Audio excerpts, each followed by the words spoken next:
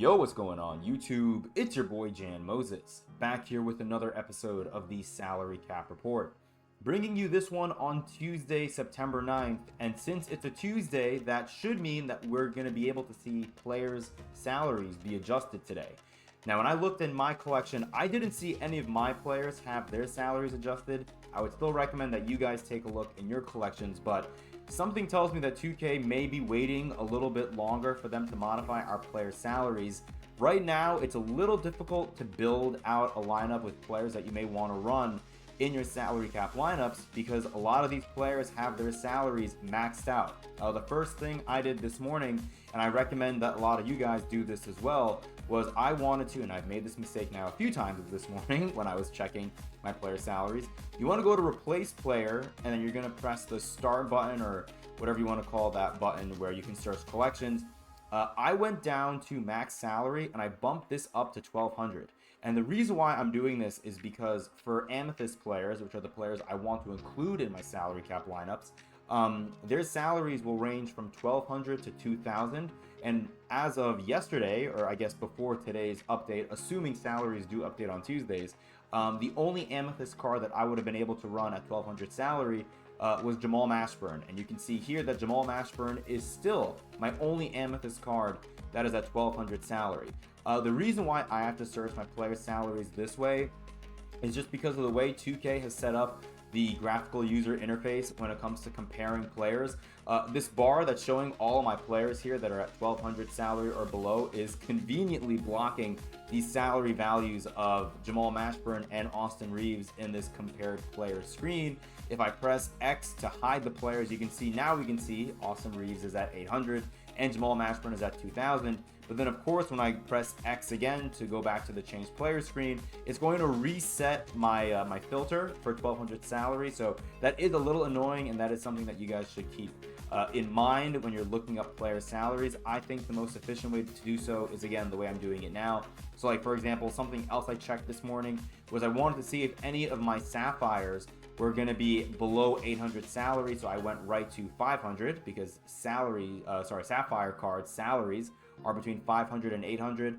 And when I did that, you can see that the only players I see are my Evo cards, Pau Gasol, Ben Wallace, DeMar DeRozan, and Cynthia Cooper-Dyke. These cards are all at 500 salary still, which makes these Evo starters, I think, the best value cards to run in salary cap, especially if you're playing offline.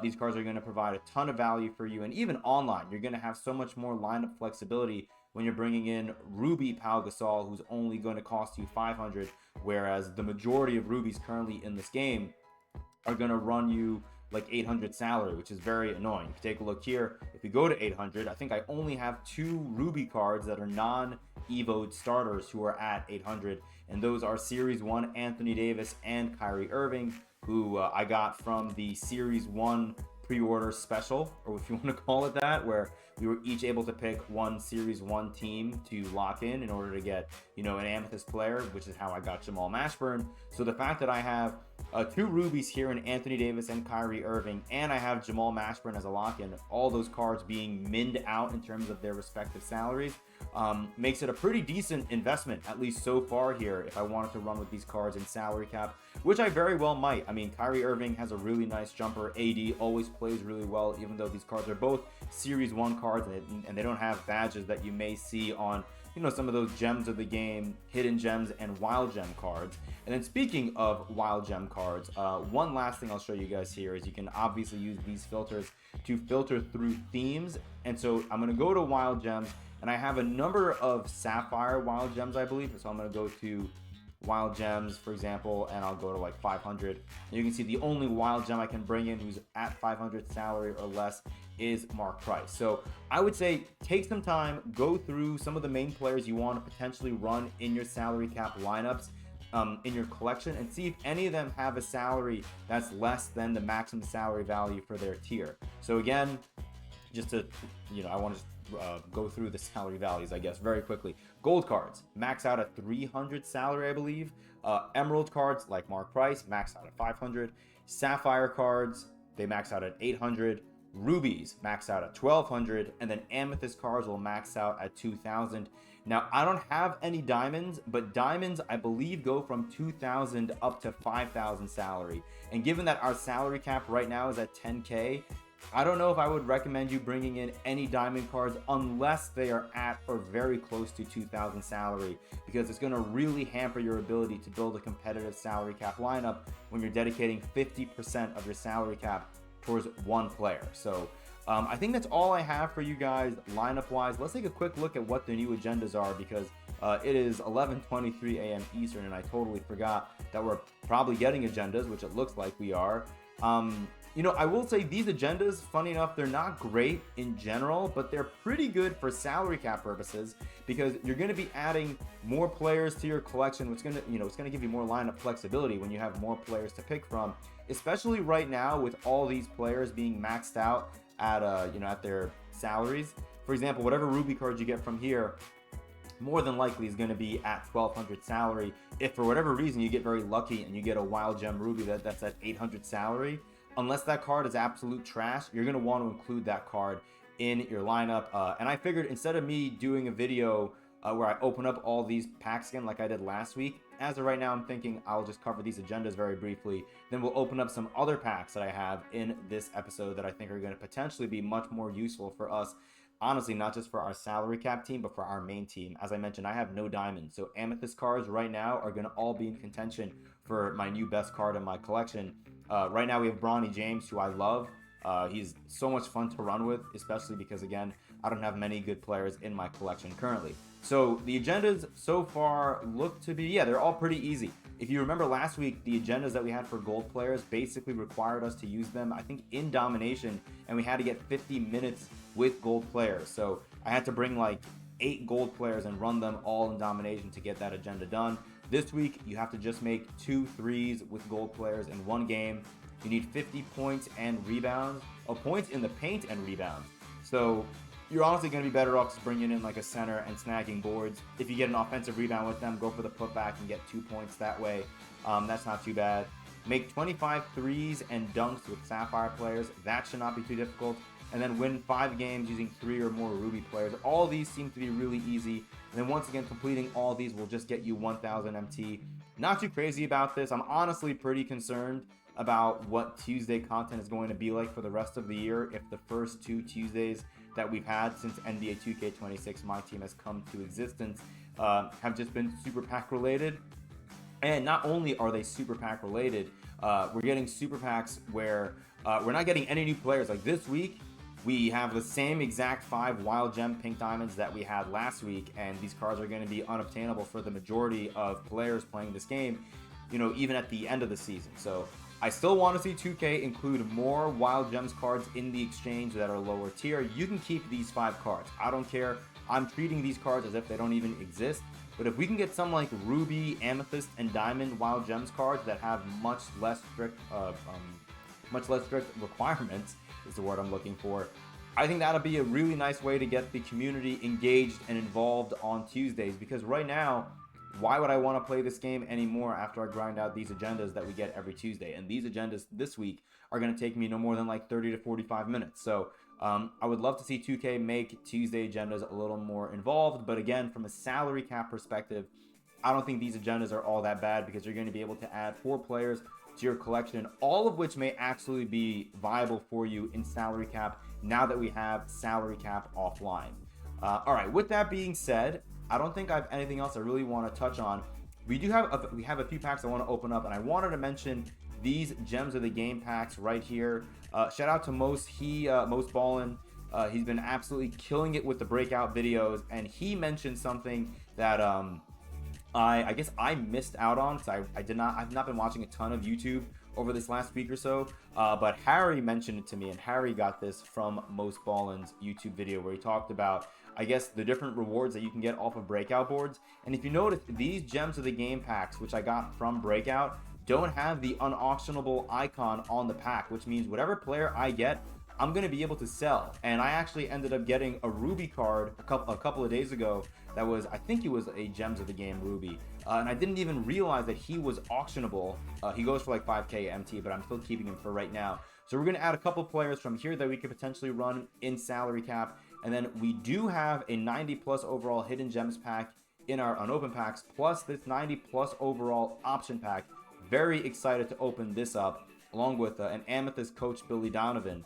So I guess we'll have to add him because we have like a gold JJ Redick, I think, currently in our coaching tree.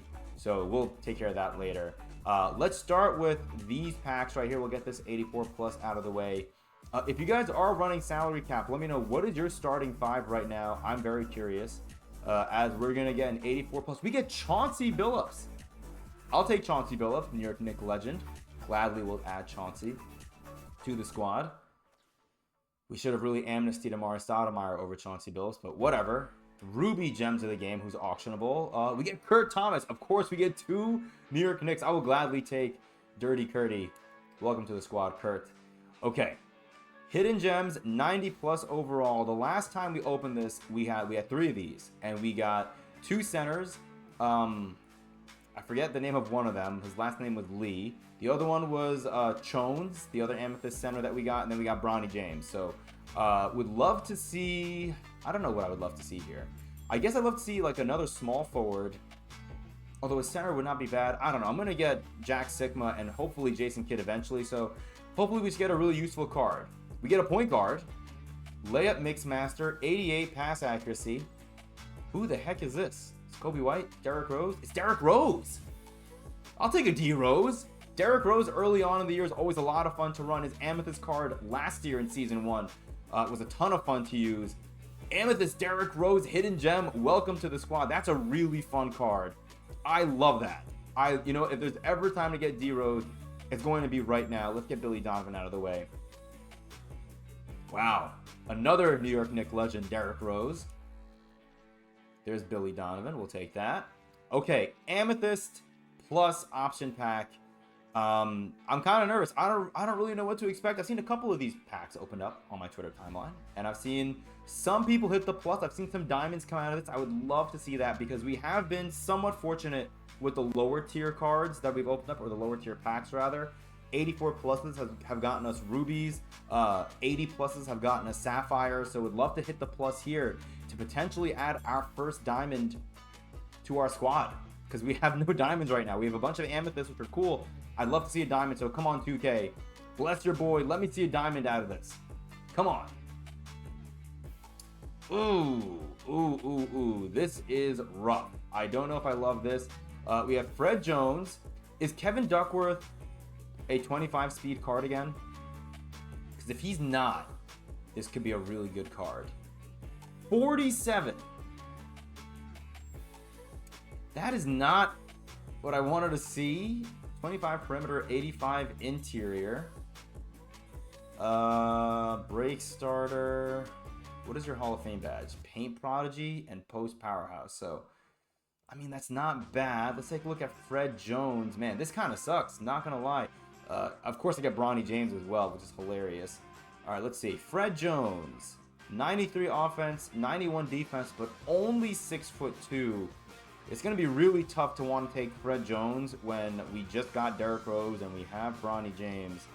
90 speed is not bad. Aerial Wizard. What are your Hall of Fame badges is the question. Gold on-ball menace is great. Oh, man. That's actually pretty tough. That is pretty tough. I just don't know. Let's see, him being 6'2" makes it really difficult for me, personally speaking. What's his defensive ratings? 84 interior and 88 perimeter is pretty nice. Man, this is actually quite tough. Damn. I really don't know. I wish Kate Martin or Julius Randle were sellable. Okay, sorry. One last look really quick, and then we're going to make our selection here. Are they both 2,000 salary? Yeah, they are. So I'm assuming all these cards are going to be 2,000, all these amethysts. What are his badges again? I mean, he's got all the good rebounding badges, but we have so many centers. Damn, man. This really sucks. All right, well, I guess Steven Adams. Yeah, we'll take Kevin Duckworth, man. Just to add another big. Damn it, that kind of sucked. All right, well, there you have it. That's the video. We did get Derrick Rose. Derrick Rose is pretty dope. We're going to bench Monty Morris for Derrick Rose right now. D. Rose, Bronny James Jr. You know, if we didn't have Bronny James Jr., I think Fred Jones would have been the easy selection. But Bronny James, he's really damn good defensively for us. What's his interior defense? 77. Not too bad. But he comes with some really nice defensive badges like Challenger and Glove, along with Gold on Ball Menace. Yeah, I'm happy with who we ended up going with.